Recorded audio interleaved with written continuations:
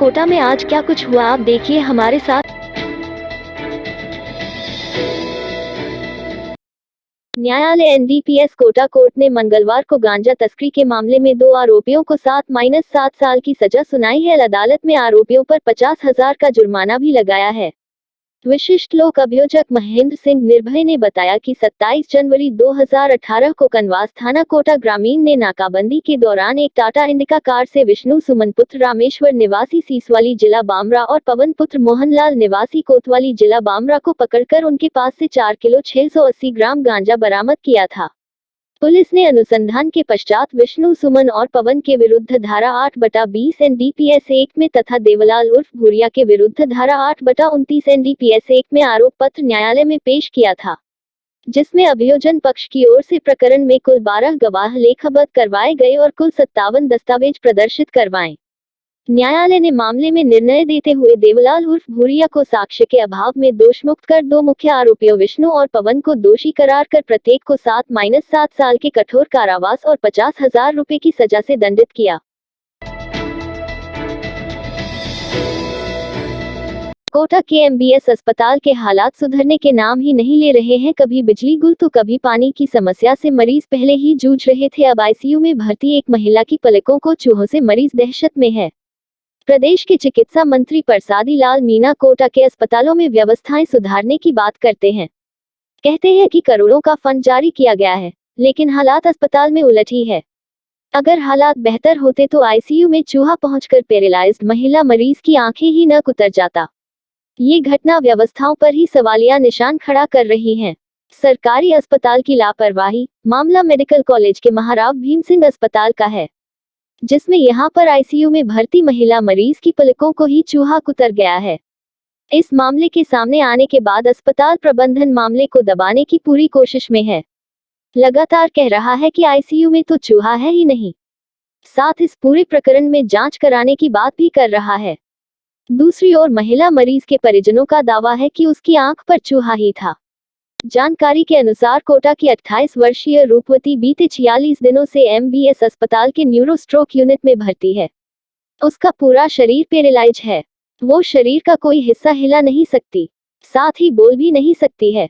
महिला के पति देवेंद्र सिंह भाटी का कहना है कि सोमवार देर रात 3 बजे वह अपनी पत्नी के पास ही आईसीयू में था। उसकी दाईं आंख की पलकों को चूहा कुतर गया। उनकी पत्नी ने थोड़ी हलचल की गर्दन को हिलाया, तब उनकी नींद टूटी। उन्होंने देखा तो आंखों में से खून टपक रहा था और उसने इस संबंध में चिकित्सकों से बात की। चिकित्सकों ने नेत्र रोग विभाग के चिकित्सकों को कंसल्ट किया और उपचार की बात कही, साथ ही कहा कि अगर जरूरत होगी तो आंख की सर्जरी भी करवा दी जाएगी। मतलब इसको हमने इंट्यूबेट कर रखा है और इंट्यूबेशन के बाद में गुलन-बेरी सिंड्रोम जीपीएस से पीड़ित है। ऐसे मतलब जो 45 मतलब ऐसा नहीं कि कोई 5-6 रोज से भर्ती हो, 45 दिन से भर्ती है और इसके हाथ पाँव जो है मतलब काम नहीं कर रहे हैं। इसके लिए हम दवा चल रही है। एक तो जिम्मेदारी एक पेशेंट के साथ में एक एटेंडेंट होता है, और ख़ास तौर से ऐसे सीरियस पेशेंट्स जो कि लंबे समय से भर्ती हैं और गुलन-बेरी के पेशेंट्स हैं, उनके अटेंडेंट भी होते हैं। ठीक है सर, हमारे स्टाफ ने ये तय तो ये होगा कि कोई रात में जब काटा है तो उस समय हमारा स्टाफ कहाँ था, उसकी कोई इंक्वायरी होगी। पेस्टिसाइड कंट्रोल के लिए हमने करवाया हुआ है, लेकिन फिर भी अगर कोई नुक्स निकलता है तो हम इसकी पूरी जांच करके और तब हम बताएंगे।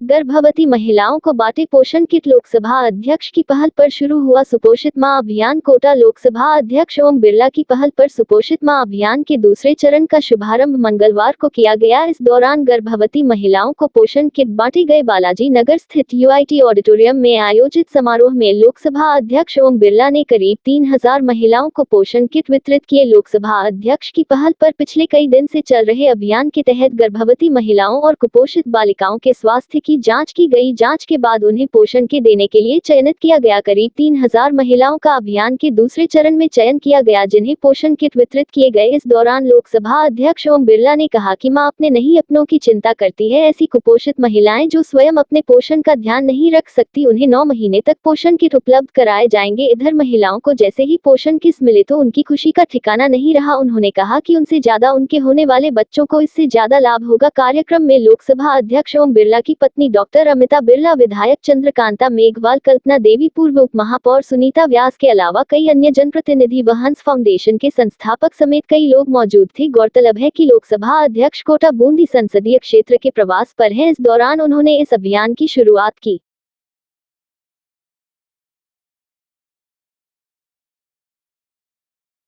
इस रात की सुबह नहीं होती जब तक हाथ में उसकी गर्माहट नहीं होती। चाय का प्याला, अखबार साथ पुराना है, मिट्टी से जोड़ता है। खबरों की खुशबू से सारा घर महकता है। हर रंग में ढला कहानियों से किस्सों तक ले जाता है बेरोक टोक। देश के हर हिस्से तक ये हकीकत का आईना है, ख्वाबों को सच करके दिखाता है। दैनिक नवज्योति, आपके लिए, आपके साथ।